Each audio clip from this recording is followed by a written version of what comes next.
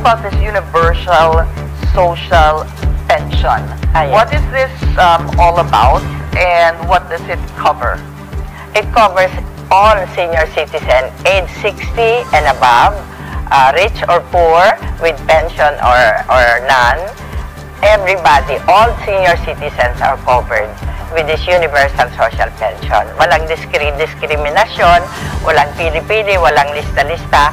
Basta 60 years old ka na, you're entitled to it. Entitled to what? To a pension. Which is how much? Monthly pension. We started with 500. Yun lang ang kaya sa pondo. 500 a month. Yes, And 500 right now, a what month. is the status? Sino ho bang nakakatanggap lamang ng pension? Yung ma-indigents. Okay. But now, they're receiving 1,000. Kasi na-increase from 500, na-increase ng 1,000. And there are 4,085,000 who are receiving that 1,000.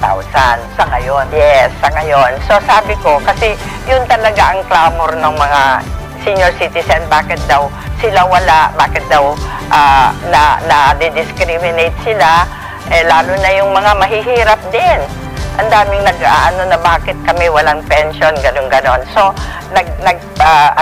nag-compute kami, konti na lang naman ang idadagdag para maging yun.